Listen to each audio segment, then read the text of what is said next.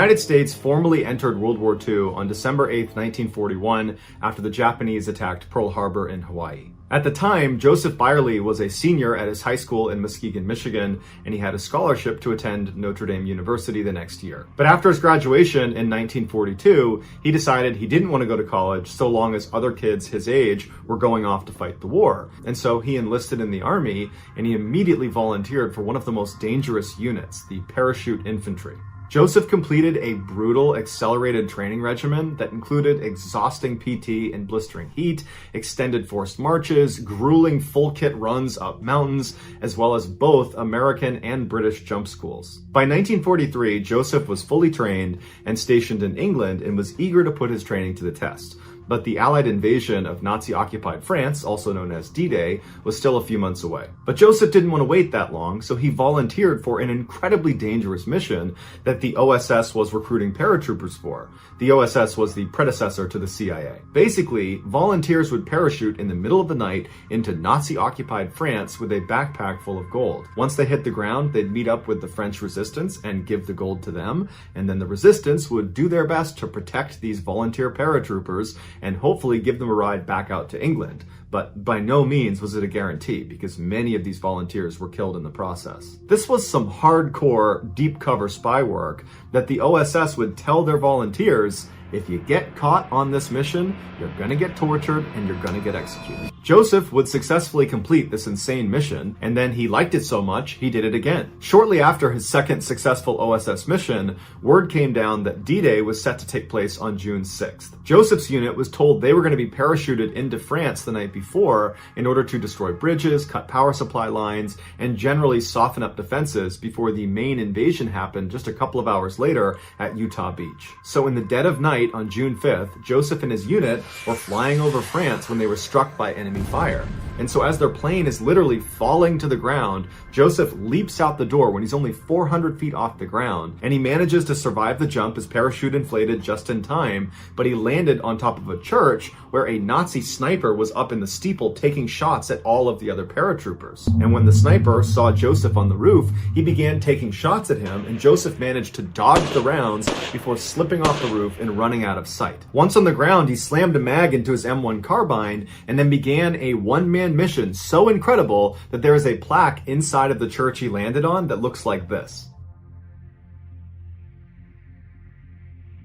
Completely alone, with no idea where the rest of his unit was, Joseph took off running from the church and once again had to dodge more sniper fire, and he eventually made it to the town's power substation, which he blew up with thermite. So he cut the power to the town, and from there he went building to building to building, killing every Nazi he came across, including an entire squad of Nazi infantry that he ambushed with grenades. At some point, Joseph made his way over to one of the bridges leading into this town that if he blew up, it would prevent Nazis from sending reinforcements to Utah Beach. But as he crawled through one of the hedgerows, he fell headfirst into a Nazi machine gun nest, and when he turned around, there were a bunch of machine guns pointed at his face, and so he surrendered. Joseph was marched deeper into France to a POW holding area, and as soon as he got there, explosions ripped out all around him. It wasn't clear if it was German artillery or American aircraft, but whatever it was killing both Germans and American POWs. Joseph took shrapnel to the leg and was blown into a ditch, and despite being in excruciating pain,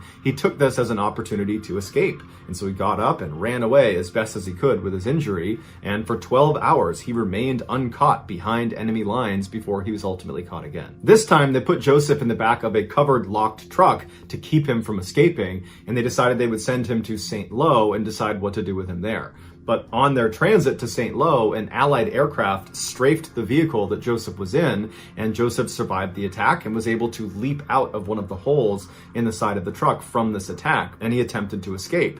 But once again, he was caught. The Nazis finally got Joseph to St. Lo, and as soon as they got there, the Americans launched an all-night bombing campaign on the city. But once again, Joseph narrowly survives. A recurring theme of Joseph's story is that he is repeatedly almost killed by his own teammates. For the next few days, Joseph was interrogated 20 to 24 hours a day, but he didn't give them any information, and he repeatedly called them sons of bitches until they got so fed up with him, they just beat him to a pulp, and he was knocked unconscious and kept in the hospital for several days. For the next 3 months, Joseph was starved, beaten, interrogated some more, and moved to multiple POW camps. camps. He'd be forced to do back-breaking labor all day. At night, he would survive Allied bombing runs, and he would constantly weather hunger, disease, and exhaustion. At one point, he was locked inside of this boxcar with 50 other guys. He could barely move inside of it, and once again, it was strafed by Allied planes, and he was one of the very few people to survive that. In September of 1944, Joseph was moved to a Russian POW camp in Poland that held about 12,000 Russian men and women POWs. And as soon as he got there, he immediately began planning his escape. 2 months later, on a freezing night in November, Joseph, along with 3 other American POWs, managed to cut the barbed wire and snuck out of the camp and began making their escape south. They snuck into a railway station and hopped on a train car they believed was headed for Poland. Their plan was to meet up with the Soviet Red Army as it pushed through the region. But unfortunately, they got on the wrong train and they wound up in Berlin, the capital of Nazi Germany. One thing you don't hear much about when it comes to World War II is there was actually a large number of Germans that hated Hitler and totally disagreed with the Nazis. And so they organized a German underground resistance that was designed to help the Allies during the war. And so when Joseph and the other 3 American POWs arrived in Berlin, still wearing their POW uniforms, a member of the German resistance saw them and immediately grabbed them and brought them into hiding. But after only a week, the infamous Nazi secret police, aka the Gestapo, discovered them and arrested them. Over the next 10 days, Joseph and the other American POWs got to see firsthand just how awful the Gestapo really were. They were constantly interrogated while they were beaten, kicked, walked on, strung up by their arms backwards. They were hit with whips, clubs, and rifle butts until they drifted into unconsciousness. And then as soon as they started to come to, it would start all over again. After those 10 days, the Gestapo turned Joseph and the other 3 American POWs over to the German army, who put them in the brutal prison camp called the Stalag Luft III. Upon arrival, Joseph was immediately sentenced to 30 days inside of a 4 by 5 foot pine box that was too small to stand up or lay down in. Fortunately for him, he only had to endure 7 days because a Red Cross operative from Geneva intervened on his behalf. It would take months for Joseph to get his strength back after being inside of this box, but as soon as he did, he began plotting his next escape. One night, Joseph, along with his 3 American POW buddies, managed to break through a prison wall and made a mad dash for freedom, but the Nazi prison guards saw it and opened fire on them. All 3 of Joseph's friends were killed as they ran, but Joseph got away, only to hear the faint barking of the German shepherds the Nazis had sent to hunt him down. So in the freezing cold of Poland in January, Joseph leapt headfirst into a partially frozen river and swam over 2 miles down it before getting out and running blindly into the woods. Somehow, miraculously, he managed to reach Soviet lines before he froze to death. And there, he spoke with battalion commander Alexandra Samosenko, a woman who holds the distinction of being the only female tank commander in all of World War II. Even though Joseph spoke very little Russian, he convinced her to let him join her unit. And so she gave him a gun and some ammunition, and she told him what their next objective was. They were going to liberate the same POW camp he had just escaped from. And so Joseph, alongside the Soviet Red Army that he now fought for, turned around and go smash this POW camp. And after the dust had settled, Joseph raided the main camp office and stole his defiant official POW photo that the Germans had taken of him on the first day he got captured. Joseph continued to fight alongside the Soviets across the Eastern Front for a couple of months, but when a German dive bomber blew up the tank that Joseph was riding on, he was evacuated to a Russian field hospital. There, he received a visit from Georgy Zhukov, the most important Soviet military commander in World War II, who was intrigued by the only non-Soviet in the hospital. He sat with Joseph and learned his story through an interpreter, and then afterwards he provided Joseph with official paperwork that would allow him to rejoin American forces. And so in February of 1945, Joseph was sent to the US Embassy in Moscow, but unfortunately, when he finally met a friendly American face, after nearly a year of fighting behind enemy lines, they didn't believe his story. They told him that Joseph R. Byerly had been killed in action on June 10th, 1944, and that they had already had a funeral mass in his honor in Muskegon, and that his obituary had already been printed in the paper. But despite Joseph painstakingly going through his story over and over again, the ambassador just could not believe what he was hearing. And so, worried Joseph might actually be a well-trained German spy, the ambassador sent him to Odessa to have his credentials verified. But Odessa had the same problem and couldn't verify him, so they sent him to Egypt. Egypt had the same problem, and they too could not verify his credentials. and so they sent him to Italy, where they finally used fingerprints and they confirmed that yes, this is in fact Joseph R. Byerly. And so on April 11th, 1945, Joseph returned home, and needless to say, his parents were very surprised to see him because they were convinced he died 10 months earlier. 1 year later, Joseph would actually get married in the same church that held his funeral mass when everybody believed he was dead. Joseph was given the Purple Heart, and then in the 1990s was given additional presidential awards from US President Bill Clinton as well as the Russian President Boris Yeltsin. Joseph was also given a custom-made AK-47 from the guy who invented the AK-47. Joseph died in 2004 at the age of 81, and his son would go on to become the US ambassador to Russia under George W. Bush and Barack Obama. If you enjoyed today's video and you haven't done this already, please offer the like button a bag of Revels, but only leave the coffee-flavored kind.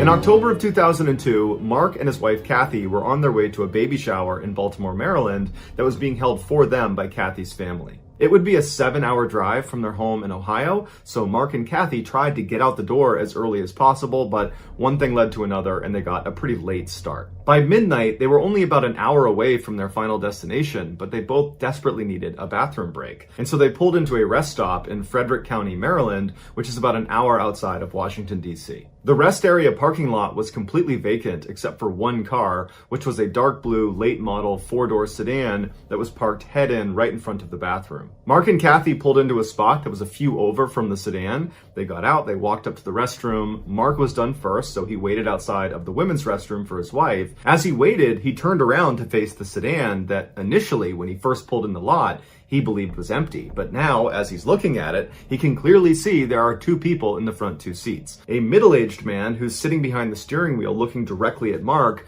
and then next to this guy is a sleeping teenager. And immediately, Mark felt really creeped out by these two guys. I mean, they are in this random rest stop in the middle of the night. They're the only ones there, and this guy is just staring menacingly at Mark. And so Mark's doing his best not to be intimidated and to stand his ground and not act fazed by what's happening right in front of him. But in the back of his mind, he is just praying his wife comes out of that bathroom as soon as possible so they can get the heck out of here and away from these two creepy guys. Finally, his wife did come out. He grabbed her by the hand and without any explanation, rushed them back to their car, hopped in, locked the doors, turned it on, and began backing out. And as he did, he looked over at the sedan and he saw the guy behind the steering wheel, the middle-aged guy, was looking over at Mark with that same menacing look on his face. Mark also noticed there was something odd about the sedan's trunk. There was a fist-size hole right above the license plate where you would normally put the key inside of.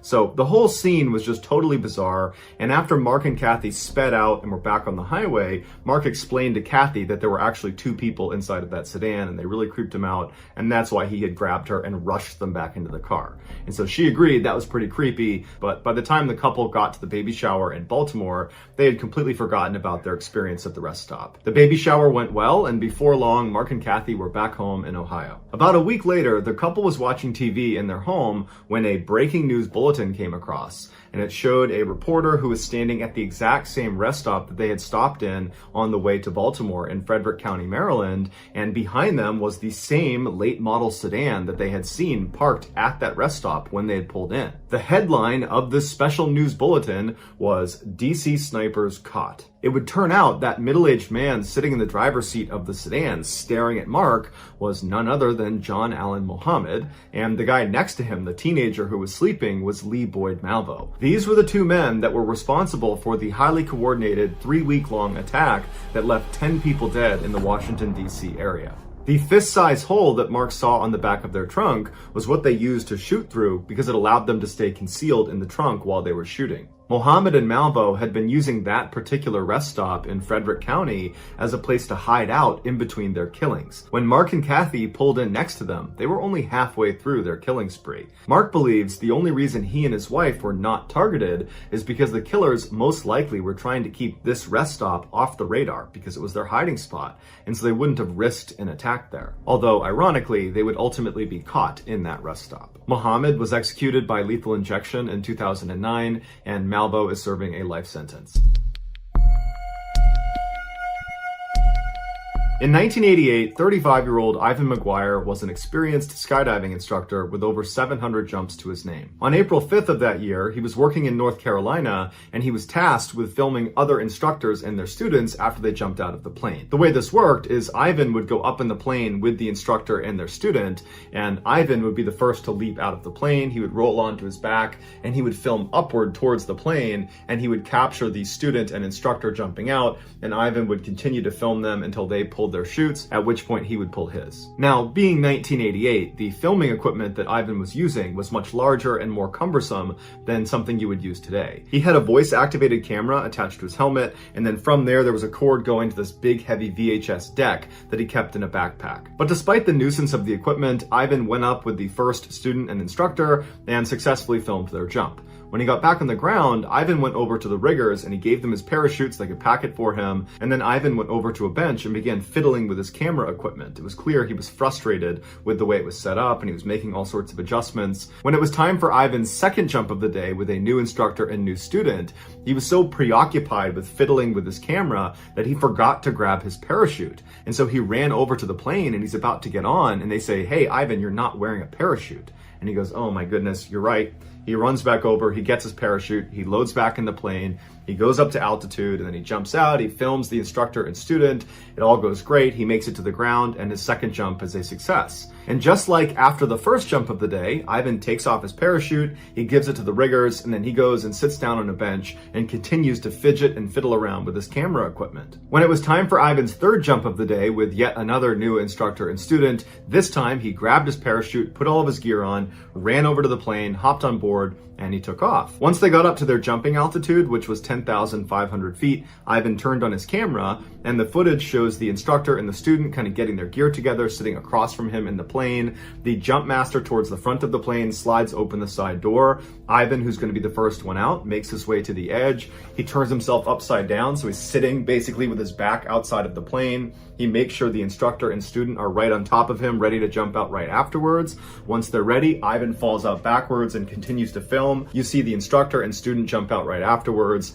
Ivan continues to film them as they go down. They're in free fall for a few seconds, and then you see the instructor and student pull their parachutes, at which time Ivan reaches back to pull his own, but he can't find it. For a few seconds he flails, and you can see his hands coming out in front of the camera, and he's trying to reach for his ripcord, and then he realizes what's happened.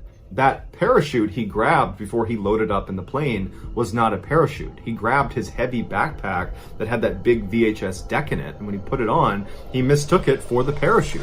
And so now, falling at terminal velocity with no way to stop himself, he begins yelling out, "Oh no, oh God, no!" And he keeps reaching back as if he's just gonna find this cord, but there's nothing there. And after a few agonizing seconds, you see the ground getting closer and closer and closer, and then it cuts out. Ivan's body was later found about a mile and a half outside of the drop zone in the woods. His camera and videotape were severely damaged, but they were able to splice it together, and that's why we know what happened in his final moments. An investigation into his death showed the pilot made the same mistake Ivan did. When he saw Ivan with that backpack on, he assumed it was a parachute, and so ultimately Ivan's death was ruled an accident. Fair warning, if you look into this case, you will almost certainly come across the actual footage of Ivan's final jump.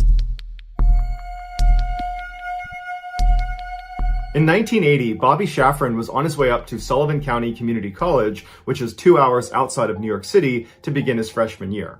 Even though he was from the area, he didn't know anybody that was going to this particular school, and so he was pretty nervous about it. Plus, he wasn't that popular in high school, and he had a hard time making friends. When he pulled into a parking spot at the school, he saw a sea of people getting out of their parents' cars and carrying boxes up to their dorm rooms. And so he took a deep breath, hopped out of his car, grabbed his backpack, and began walking across the lawn towards the dorm building. On his walk over, Bobby was surprised when he felt like all these random strangers on the lawn were looking at him like they knew him. And a couple people yelled out to him and said, "Hey, it's good to have you back here." And one girl actually ran up to him and kissed him on the cheek and said, "Oh my gosh, I'm so happy you're back." And Bobby said, "I think you got the wrong person. I don't know you." And she laughed and she just ran away. And so Bobby's totally bewildered by this because he doesn't know anybody, but everybody seems to know him. And so he walks up the steps and he goes inside the dorm building. And as he's walking down the hall, people are high-fiving him and patting him on the back. And then right as he's about to turn the corner towards his actual dorm room, someone down the hall behind him and yells out, "Hey, Eddie, what's going on, man?"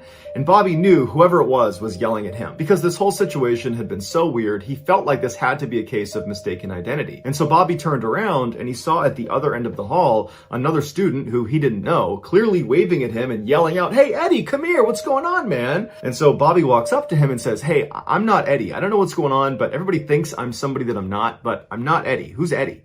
And the guy said, "Yeah, okay, Eddie, it's good to have you back here, man," and then walked off. And so Bobby's like, what is going on here?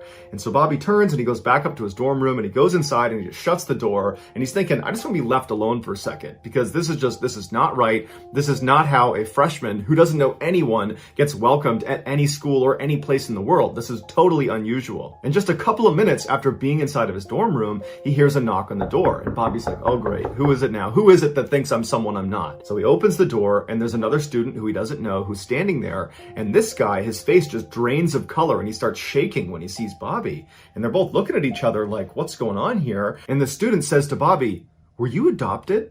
And Bobby said, "Yeah." And then the student said, "Is your birthday July 12th? And Bobby said, "Yeah."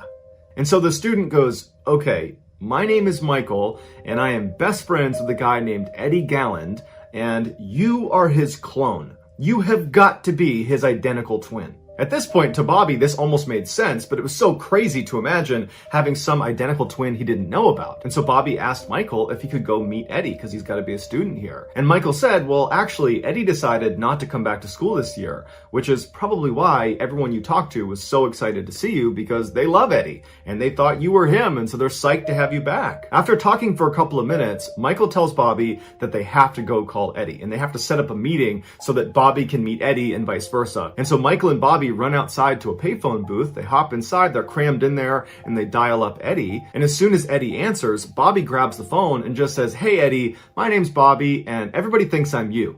And then Eddie says, "Yeah, I've been getting a lot of calls about that too." And Bobby would later say that when he first heard Eddie's voice, he said it sounded like his own voice coming through the phone. And so ultimately, Eddie invited Bobby and Michael to come to his house so that Eddie and Bobby could see if it really was true that they were twins. And so Michael and Bobby hopped in Bobby's car and they sped 2 hours to Eddie's house. And when they got there, it was the middle of the night, and Eddie's house is the only house in this quiet suburb that has all the lights on. And so Michael and Bobby walk up the path towards the front door of Eddie's house, and right as Bobby is about to knock on the door, it flies open, and standing in front of Bobby is his exact clone. It's Eddie. And Eddie's looking back at Bobby and he can't believe what he's looking at. They are definitely identical twins, and they both immediately saw that. Michael would say after Bobby and Eddie just stared at each other for about a minute, they just started laughing. It was like they were total strangers, but at the same time, they had this connection immediately. They knew they were related and they were laughing and they hugged and they just stared at each other. And Michael said anytime Bobby would tilt his head, Eddie would mimic it, and vice versa. It was like they were looking into a mirror.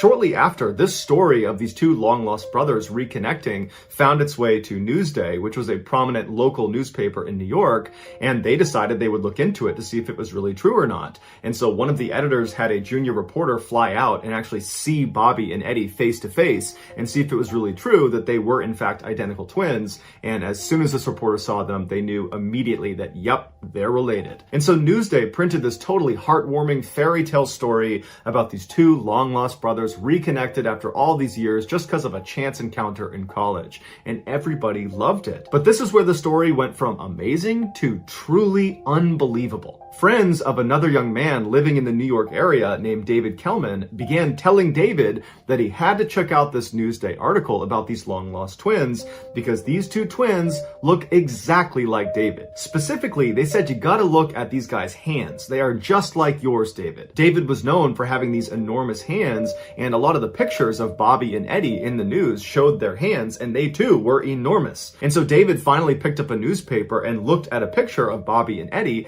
and sure enough, he was shocked. They looked exactly like him. And then when he read the article, it showed their birthday was July 12th, the same as his, and they were born at the same hospital he was born at. And so he's thinking, these are too many coincidences. They have to be my brothers. And so David called Eddie's home phone number, and Eddie's mother picked up and she asked who was calling. And David said, "Hi, my name is David Kelman. I was born July 12th, 1961, and I'm looking at a newspaper article of two identical twins that look just like me, and one of them is your son. I think I'm the missing third twin. After hearing this, Eddie's mom apparently dropped the phone and yelled out, "They're coming out of the woodwork!" So Eddie and Bobby went to David's house, and as soon as they walked in and saw David, they knew right away he was one of them. He was the third twin. And apparently, within minutes of meeting each other, they were wrestling and laughing hysterically on the ground. It was like, even though they were strangers, they somehow already knew each other and had an instant connection. David's family members that witnessed this first interaction said it was the most incredible thing they had ever seen, that it was just so wonderful to see these long-lost siblings finally reconnected after all these years. Shortly after David realized he was the third missing twin, Newsday did another story talking about how there was actually 3 missing twins that had all been reconnected, and once again, it was just this incredible Cinderella story, and now this story went all over the world. They were on the cover of every magazine, every newspaper, they were on every talk show, and everybody had the same question. What similarities did they discover? And they would say, well, we all wrestled in junior high school and high school. We all smoked the same cigarettes. We liked the same food. We had the same taste in women. And on talk shows, when they would answer these questions, it was immediately clear that they all shared the same mannerisms. And on the show, they would routinely interrupt each other and finish each other's sentences. It really was like they were the exact same person, despite having been raised completely separate from one another. The boys loved the attention they were getting. They had become international rock stars overnight, and all 3 of them were immediately so close. They were best friends right away. They moved into an apartment together. They went out partying. They met Madonna. It was just this incredible time in their lives. And so they weren't asking questions about why they had been separated in the first place. But their parents were asking a lot of questions because they had not been told by the adoption agency that the boy they were adopting actually had 2 identical siblings. They had no idea. So the boy's adoptive parents reached out to the adoption agency, which was Louise Wise Services. It's based in New York, very prestigious. Basically, the most powerful and wealthy people in New York use this adoption agency if they're going to adopt. And so the parents reached out to them and asked for a meeting so they could get some answers as to why their kids had been separated. And so the parents go to New York, they go into this meeting room with the top brass of Louise Wise Services, and they say, did you separate our sons at birth on purpose? And one of the executives said, yes, we did, because it's really hard to place 3 children into one home. At which point, David's adoptive father lashed out and said, that's absolute BS. If you had told me he had 2 identical siblings, I would have taken all 3. But the agency stood by their decision and said that's the only reason it happened, and so sorry, that's all we can tell you. And so the parents were very frustrated and felt like there was much more to the story, and in fact, they felt like the agency was actually lying to them about why they had separated their sons in the first place. But they couldn't get any more information, so they left the agency. And right when they got outside, Bobby's father realized he had left his umbrella inside of the meeting room. And so he turned around, went back inside, walked down the hall quietly so he didn't want to disturb anyone, and he opened the door to the meeting room and he reached in to get his umbrella, and he looked inside and he saw the people he had just met with from Louise Wise Services had just opened a bottle of champagne, and they were laughing and smiling, and they were clearly toasting each other on a job well done. And even though Bobby's father did not go in there and confront them about what they were celebrating, he got the sense that they were celebrating having dodged a bullet, that they clearly had just lied to the families of these 3 triplets and they'd gotten away with it. And so between the parents' general sense that the agency was clearly hiding something, and then Bobby discovering this champagne toast as soon as they left, the parents decided they needed to get in touch with some lawyers to help them get to the bottom of why their sons had been separated. And so initially, a number of really prestigious law firms in New York were excited to take this case. But shortly after, they all contacted the families to say, well, actually, there's a conflict and we can't do it anymore. And the parents believed this was because the adoption agency, Louise Wise Services, and some of their more prominent and powerful clients were pressuring the lawyers not to dig into this, that clearly there was some secret that they did not want uncovered. And so unfortunately, the parents hit a dead end and didn't know where else to turn to try to get more information. And so over time, they kind of just accepted that this is just the way it is. And as for their sons, they didn't really care that much because the way they looked at it, at least they had each other now. And so over the years, the boys continued to stay really close. They started families of their own and had lots of family get-togethers. It was just a really happy time in all of their lives. And at some point, the boys actually went into business together and opened their own restaurant in New York called Triplets. And the first year, it was extremely successful, did over $1 million in revenue. But in the second year, the brothers started to fight with each other about how to run the restaurant. And in many ways, this was their first major conflict. They hadn't grown up together. They had never really fought. And so now they're fighting over money and how to run the business,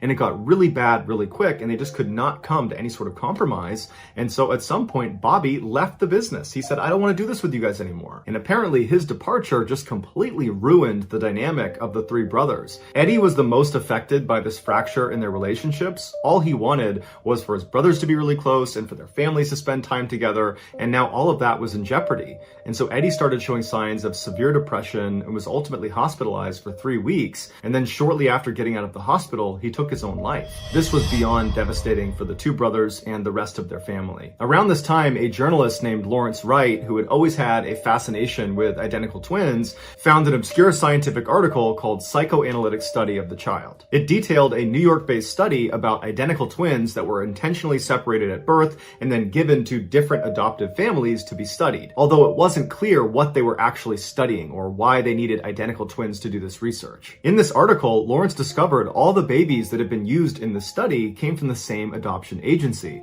the same one the triplets had come from, the Louise Wise Services in New York. And so Lawrence called Bobby and told him that based on this article, it seems like he and his brothers were used in a scientific study. Bobby and David were totally furious. They felt like they'd been treated like lab rats. They also wondered if their being separated at birth had a negative impact on their mental health, and that might have contributed to Eddie's depression and untimely death. Lawrence wound up writing an article about this twin study he had discovered, and after he published it, another set of twins found out they had been a part of the study and discovered themselves. These two women were also struggling with depression, furthering the idea that the study could have led to irreparable harm to their subjects' mental well-being. At this point, David and Robbie did not expect anybody to be held accountable for this study. Instead, they just hoped to find out why it was done and what they were testing for and what the results were. And so they began working with Lawrence to try to get those answers. They contacted Louise Wise Services, who did admit that yes, actually this was part of a study,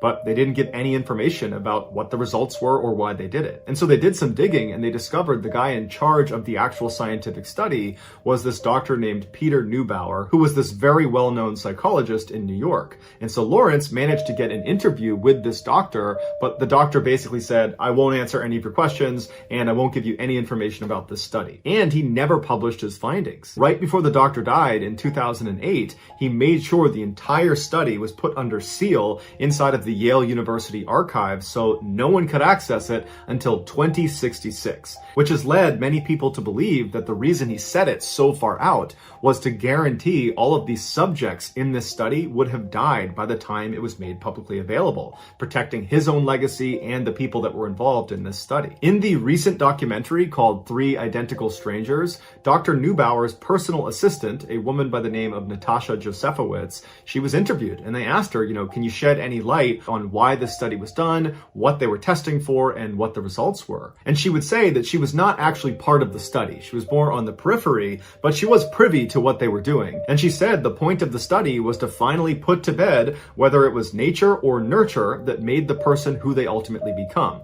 Basically, are your surroundings the thing that ultimately makes you who you become? Or is it just your genetic makeup, that you're predestined to become a particular person independent of how you were raised? And she said the results were incredible, that basically it has nothing to do with nurture. It's all about your genetic makeup, that we unconsciously trend towards specific behaviors and decisions, but we believe it's free will. We believe we're choosing to do certain things, but in reality, it's basically predetermined. And specifically in the triplets case, Bobby was intentionally placed into a more affluent household where his father was a doctor and his mother was a lawyer, and so they were very well educated, and that was his upbringing. Eddie was placed into a more middle-class family, with his father being a teacher and his mom being a stay-at-home mother. And David was put into a low-income household where they were all immigrants, English was a second language, and they just had this very small shop that they owned. And Natasha said this study demonstrated that despite these boys being put into different socioeconomic levels, it had almost no impact on who they ultimately became. She said she doesn't know why the study wasn't published, but she hopes someday it will be. Also, in this documentary, a doctor named Lawrence Perlman, who was actually one of the researchers in the study that would actually make house visits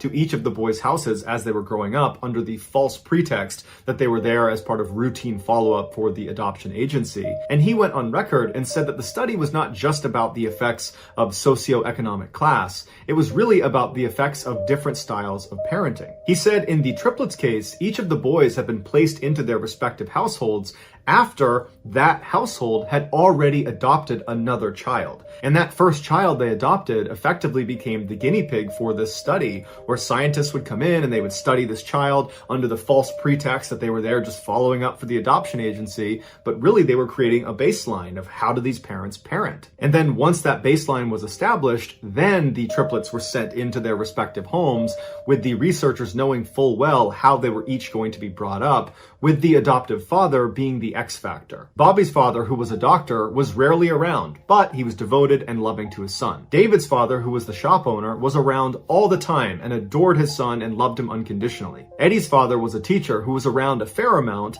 but when he was very strict and rough with Eddie and quick to discipline him and rarely showed any affection for him. And while Dr. Perlman does not come out and say that Eddie's relationship with his father probably had an effect on him becoming depressed and ultimately taking his life, there are many other people close to this case that believe that's exactly what it was. That David and Bobby had a stable, healthy upbringing and Eddie did not. And so when he was faced with the crisis of the brothers separating, Eddie couldn't handle it. These same people refute what Natasha said about the findings of the study that we're all genetically predisposed to become a particular person. They say if that was the case, then why haven't David and Bobby taken their lives? But ultimately, because the study was never published, we won't know for sure why it was done, what they studied, and what the conclusions were. All we have is speculation and second and third hand information. But what we do know for sure is these surviving triplets and their families are furious that this study was done. They feel like it ruined their lives. Following the release of the documentary 3 Identical Strangers, Bobby and David were actually granted early access to the study that was sealed inside of Yale University. And when they looked at it, they were expecting to be blown away with the results, but it turned out it was over 10,000 pages of very technical information, and much of it was heavily redacted, so they couldn't even read most of it. They were not able to deduce what the purpose of the study was in the first place or what it accomplished. It was just all very ambiguous. This study was ultimately shut down permanently in 1980, the same year the triplets discovered themselves. As for the adoption agency, Louise Wise Services, and all the scientists and researchers involved in the study, none of them were held accountable for their role in this totally unethical study. And so basically everything was swept under the rug. And so Bobby, David, and all of the family members of the triplets were just left with a whole bunch of questions and not a lot of answers. If you enjoyed today's video and you haven't done this already, please ask the like button if they'd like to play Mario Kart with you on your N64. When they come over, force them to use the broken Mad Catz controller.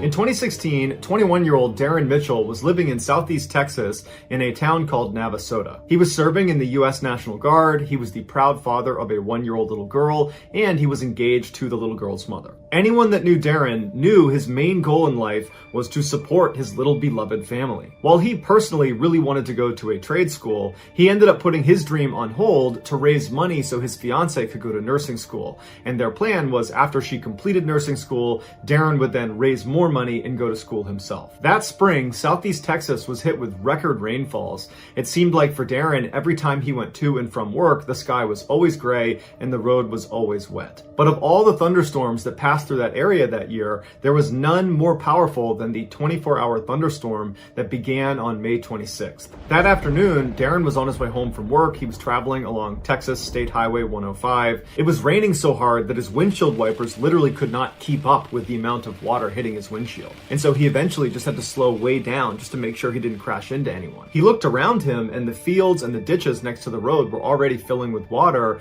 because the ground was already completely saturated from all the rainfall over the past couple of months. Before long, Darren found himself stopping right in the middle of the highway behind this huge row of traffic. Apparently there was some significant flooding up ahead on the road and people were hesitant to drive through it. And so after a while, when this huge row of traffic was just not moving and the rain was just continuing to pour down, Darren started to worry he might be in an emergency situation, that this could be a flash flood scenario. And so he called his brother and he told him that he was stuck on Highway 105 because there was flooding up ahead, there was flooding behind him, he couldn't really go anywhere. And so his brother asked him, what are you going to do? And at some point Darren said, hey, I can actually get out my window, so I'm fine, I'll talk to you later.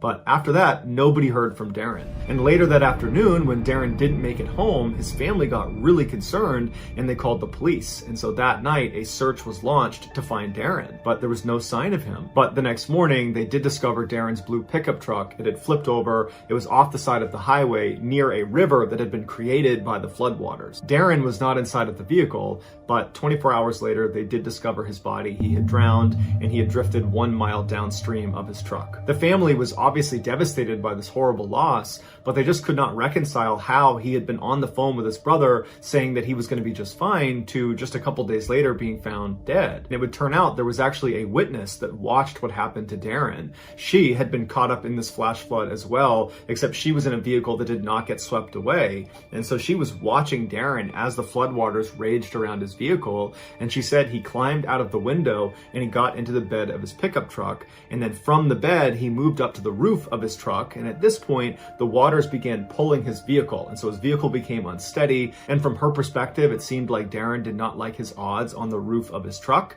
and so he climbed back inside of his truck. And then just a couple of minutes later, his vehicle was dragged into a deeper section of the water, and it flipped upside down and was pulled under, and Darren did not reemerge. With this information, Darren's family was able to figure out that when Darren climbed back into his truck right before it flipped over, he posted something to Facebook that now, looking back at it, is unbelievably haunting.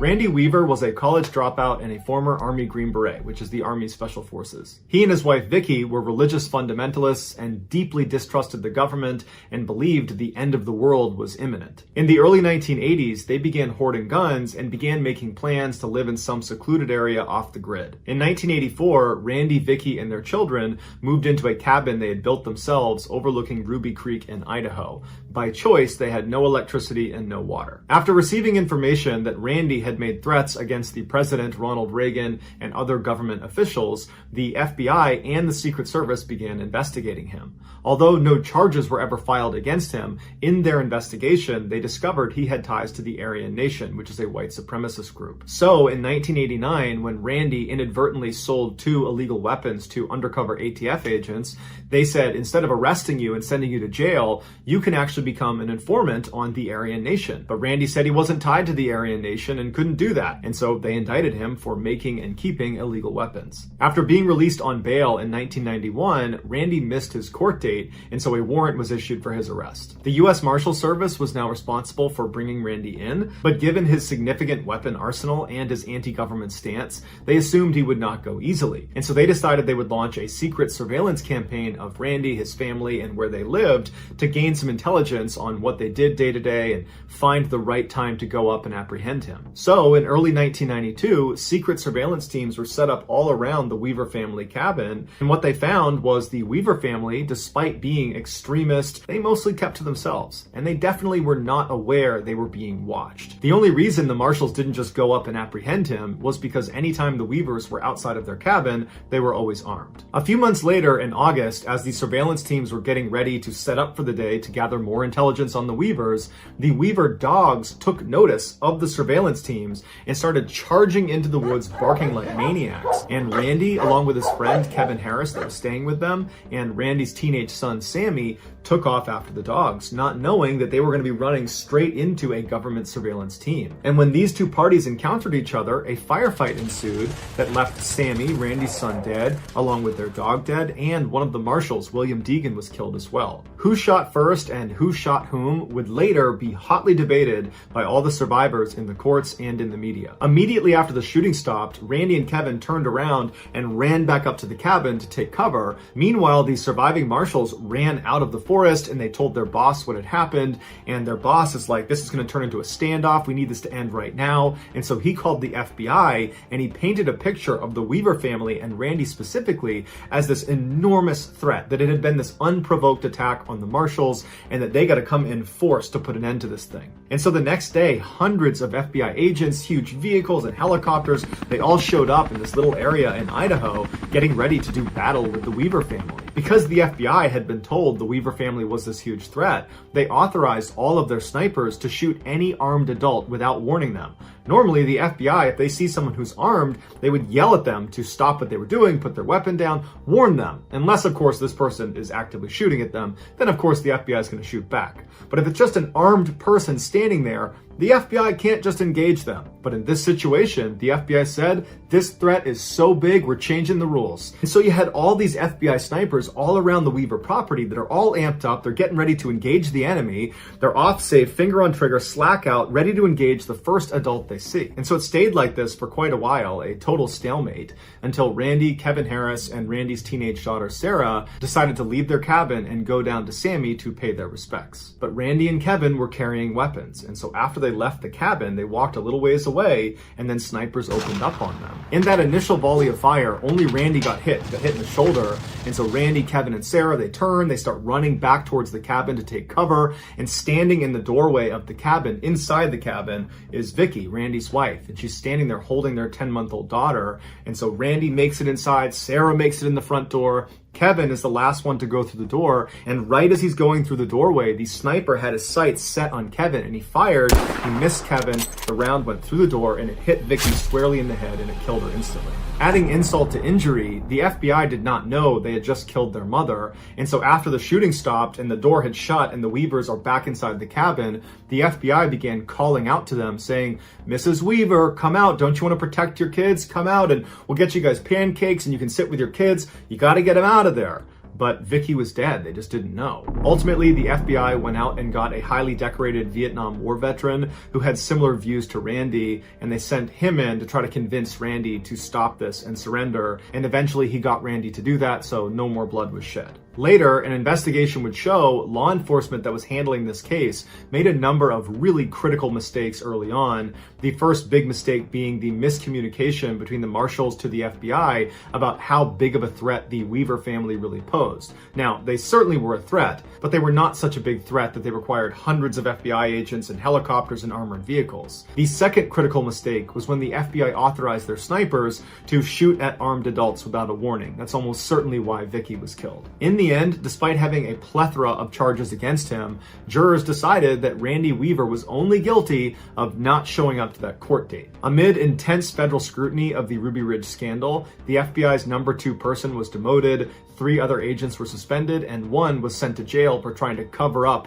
the mistakes the FBI had made during this case. As for the Weaver family, they were given a $3.1 million settlement by the government, and Kevin Harris had all charges dropped against him, and he won a 6-figure settlement. Of all the pictures that came out of Ruby Ridge, there's none more famous than this one taken by one of the surveillance teams of Vicky just before she was shot by that sniper.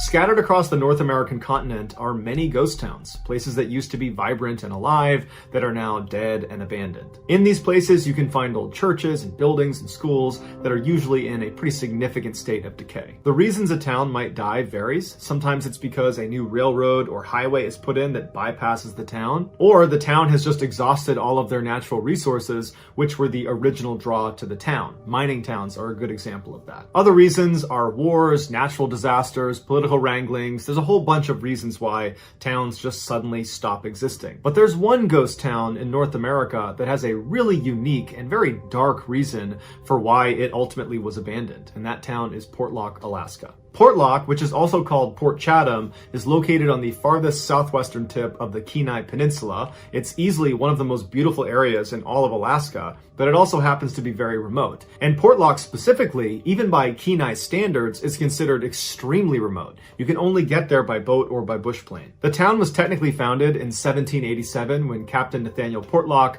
of the Royal Navy landed there, but it wasn't really turned into a real settlement until the early 1900s when commercial fishermen built a cannery there. By 1921, the town's fishing economy was doing so well that the US government believed they would be the next major commercial fishing hub, and so they actually established a post office there. Everything seemed to be going great for Portlock until the 1930s when rumors began seeping out along the Kenai Peninsula that there was something wrong with Portlock. Men from this cannery town were going missing at an alarming rate, and the few that were found again were always found dead and mutilated in a nearby lagoon. Initially, the townspeople believed these were bear attacks, but the natives of the Kenai Peninsula that found out about what was happening in Portlock, they stopped by and they said, those are not bear attacks. Those are almost certainly attacks by a creature we call the Nantina, which means half man, half beast. And they are tall, two-legged, hairy creatures that live in the forest right near you. Now, of course, this just sounds like folklore.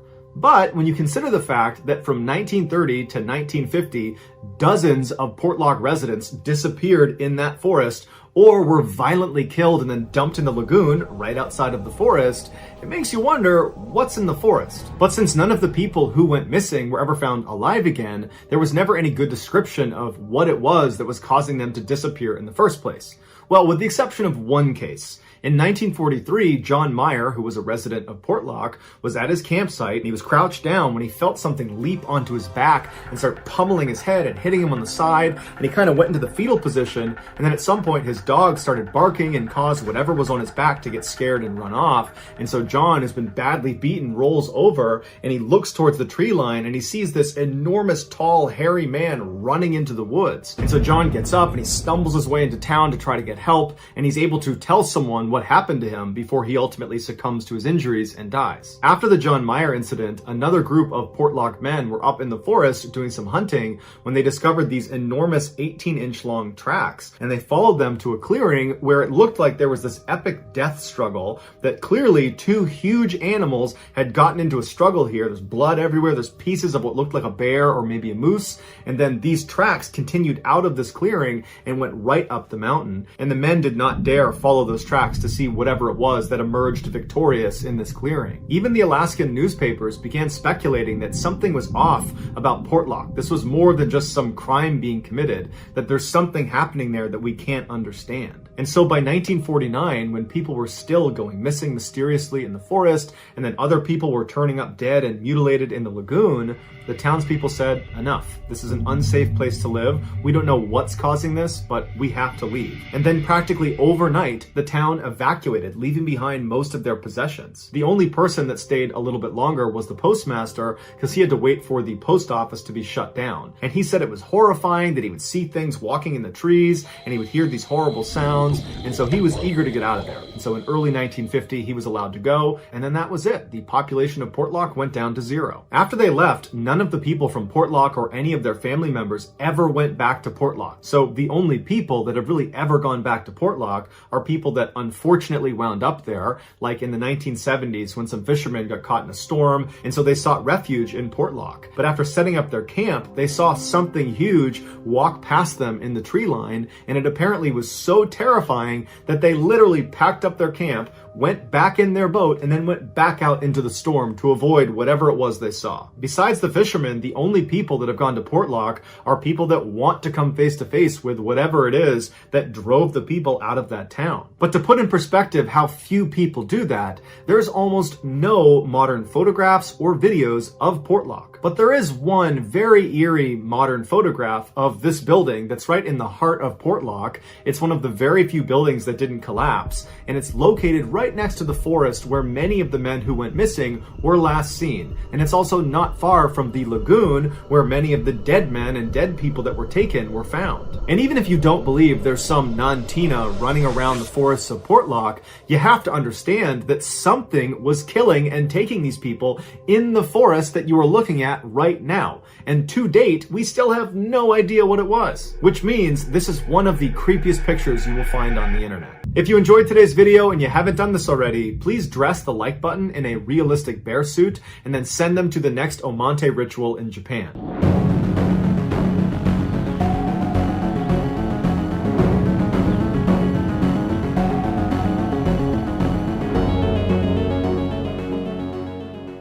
Seward, Alaska is a port city that's about 60 miles south of Anchorage, and it's home to one of the oldest foot races in America called the Mount Marathon Race. Now, this race is not actually a marathon because a marathon by definition is 26.2 miles long.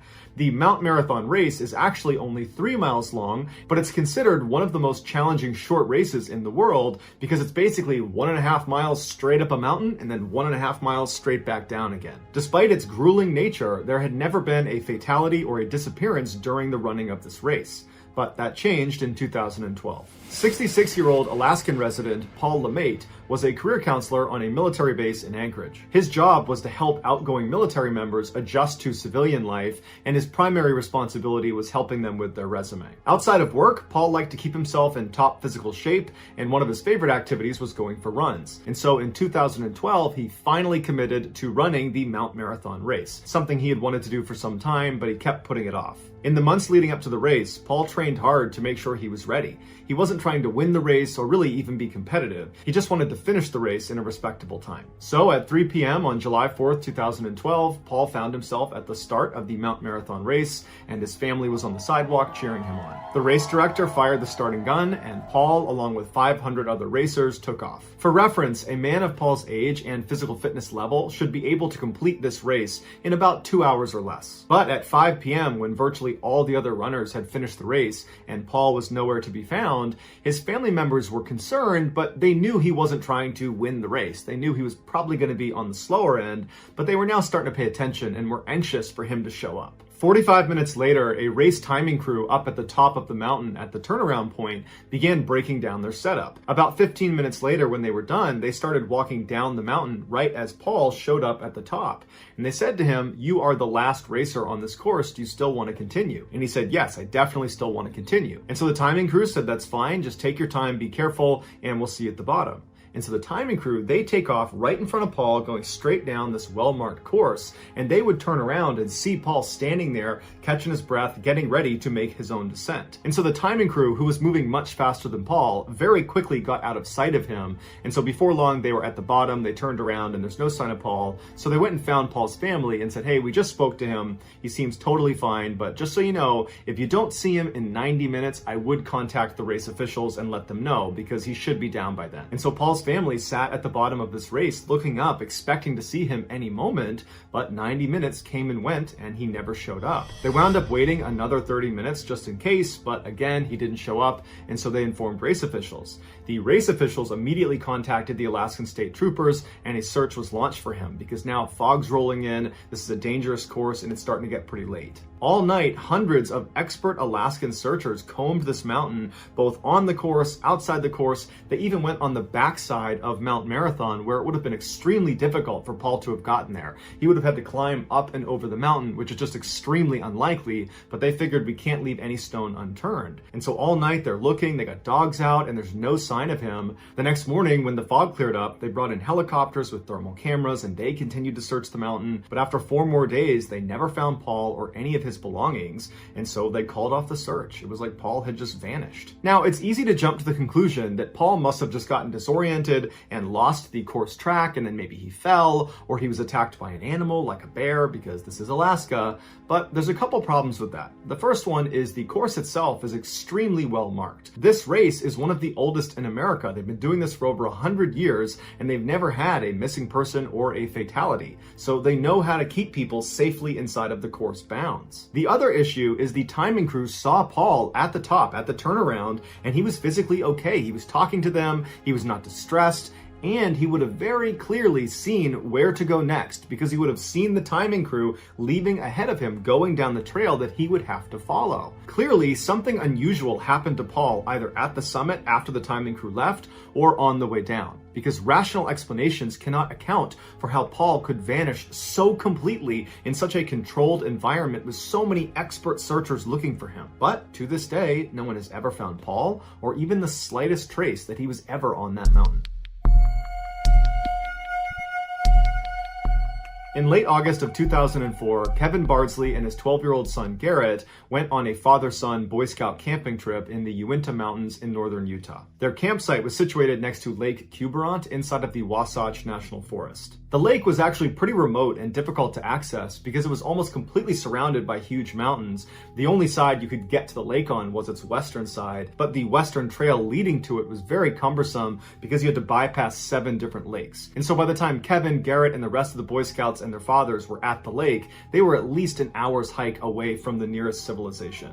Early in the morning on August 20th, Kevin and Garrett woke up, they hopped out of their tents. None of the other campers had woken up yet, and so they decided they would head down to the lake to get some early fishing in. And so they got their gear and they began walking down the very well-defined 150-meter long trail down to the lake. As they get there, the sun's coming up over the mountains and they're really excited about their day of fishing. And so as Kevin is preparing a fishing rod for Garrett, Garrett was jumping around on different stones that were poking out of the water. And at some point he tripped and he fell into the water, soaking his shoes and his pants. And so he hopped out of the water and he's kind of laughing at himself, and he told his dad that he didn't care. He'd fish with wet feet and wet pants and he would change them later. And so Kevin laughed and handed his son his fishing rod, and then the two of them began to fish. After a while, when they hadn't caught anything, Garrett said to his dad that, "You know what, Dad, this is actually pretty uncomfortable. I'm gonna go change my pants and my socks." And so Kevin said, "No problem, I'll be here with our gear. I'll see you when you get back." And so Garrett stands up and he starts walking back up the well-defined 150-meter trail back up towards the campsite. And Kevin actually turned around and watched his son disappear into the trees,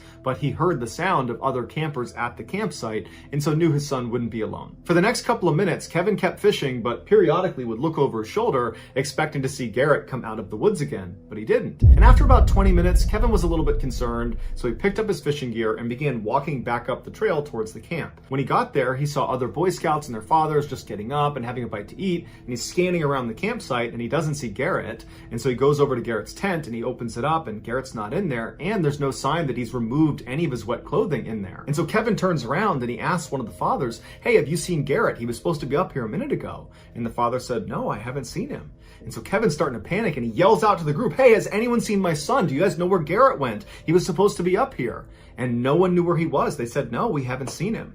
And so horrified, Kevin drops all of his gear and starts running back towards the lake, screaming for his son. And the other campers instinctively know what's going on, and so they chase after him, yelling for Garrett. Almost immediately, the sheriff's department was notified, and they launched this huge search that included the FBI. And so hundreds of people have descended into the area around the lake, and they're looking for Garrett. They can't find him. But later that afternoon, searchers were about a half mile away from where Garrett was last seen, and they found a single Nike sock that appeared to have been removed from a wet foot wedged into one of the boulders in this huge boulder field. Garrett's mother would confirm that was Garrett's sock, and so the search effort was shifted to this big boulder field, and for days they looked all over the place for him, but there was no sign of Garrett anywhere, and so eventually the search was terminated. The authorities determined this was an accident, that Garrett's father and the other campers had nothing to do with Garrett's disappearance. What their theory was is Garrett must have gotten lost on the walk back to the camp and then ultimately died of exposure. But the idea that a boy of Garrett's age would get lost along a well-defined 150-meter long trail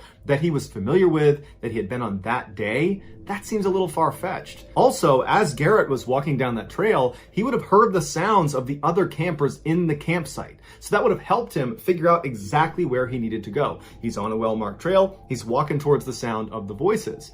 But he never made it to the campsite because no one at the camp saw him, and there was no sign that he had put his wet clothes in his tent. So something happened to Garrett almost immediately when he left his father that caused him to wind up a half mile away in a boulder field with one sock missing. It screams abduction case. But remember, this campsite was over an hour's hike away from the nearest civilization, and they know this group of Boy Scouts and their fathers were the only ones in the area that day. It is possible that an animal could have taken Garrett, like a mountain lion, but there would have been signs of a struggle, and they didn't find any on the trail or anywhere nearby, and you would figure if he was getting dragged off by a big predator, he would have yelled out for help, but he didn't. He just left his dad, it was total silence, and then he vanished. And all we have is his one sock. In 1950, when Rosemary was 21 years old, she married the love of her life, Charles Bud Kunst, and they moved into a house together in San Anselmo, California. Together, they had 6 children and 11 grandchildren. They were known as a very active couple, that when they were not with their family and their grandkids, they were out on a hiking trail somewhere enjoying the outdoors. In 1998, Rosemary's life was derailed when she and her husband were in a horrific car accident. When she came to in the hospital, she was very badly injured, and she was told that her husband of nearly 50 years had not survived. Rosemary was devastated. She was lost without Bud.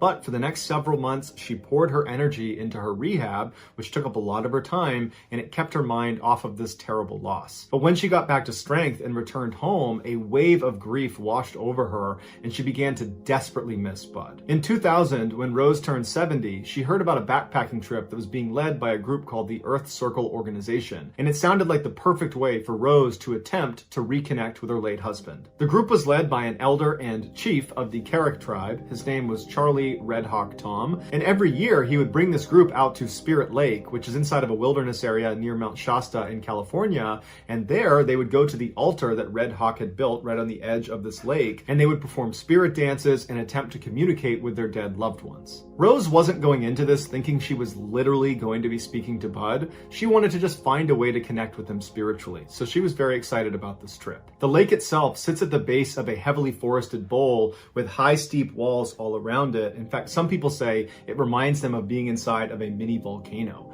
And because of those high steep walls, there's actually only one way in or out to the lake, and that's on the north side.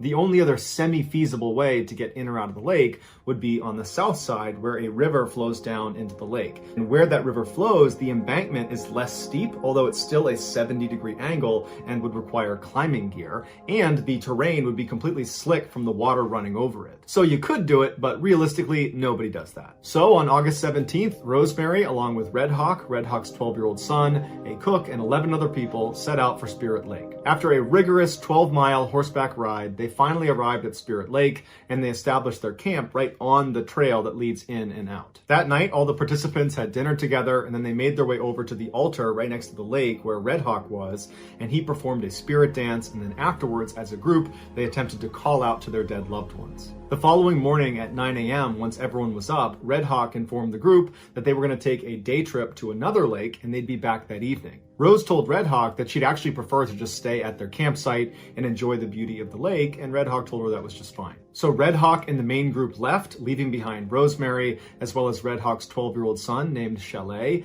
and the cook. A little while later, at 1 p.m., Rose decided she wanted to take a little hike around the side of the lake, and so she asked Chalet if he wanted to join her. He said, "Thank you for the offer, but I'm going to stay here with the cook." And so Rosemary said, "That's totally fine. I don't mind going by myself." And so she asked the cook for some food. He handed her a bag lunch. She took it, said thank you, and then set off by herself heading south. 4 hours later, at 5 p.m., when Red Hawk and the rest of the group got back to the camp, Chalet and the cook informed him that Rosemary had not come back yet. A group was immediately sent out to look for her, but there was no sign of her. And so Red Hawk turned to his son and to the cook and said, "Explain to me again what happened."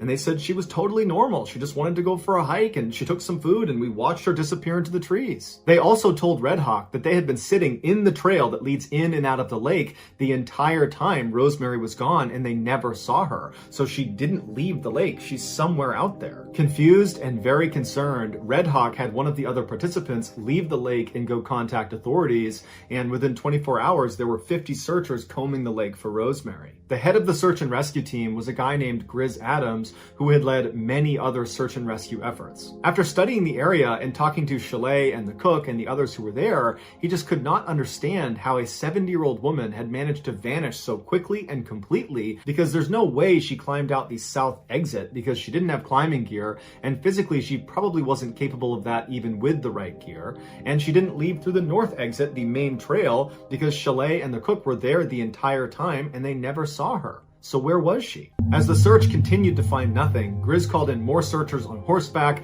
helicopters, and dog teams. But the dog teams immediately proved to be useless because they were unable to pick up her scent, despite the fact they knew exactly where she started and where she was going. Grizz said that was highly unusual. For the next several days, searchers looked in and around the lake and up onto the mountainsides, and all they could ever find was a small tuft of Rosemary's hair about a half-mile away from where she was last seen.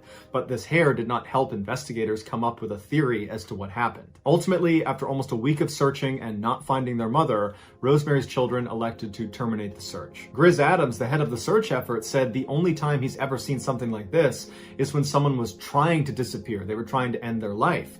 But Rosemary, before she went on this hike, she asked Chalet to come with her. She wanted company. That's not indicative of someone that's trying to hurt themselves. But regardless of the reason, to this day, Rosemary has never been found. If you enjoyed today's video and you haven't done this already, please gift the like button a free stay at a Motel 6, but ensure you call ahead of time and tell the staff not to leave the light on.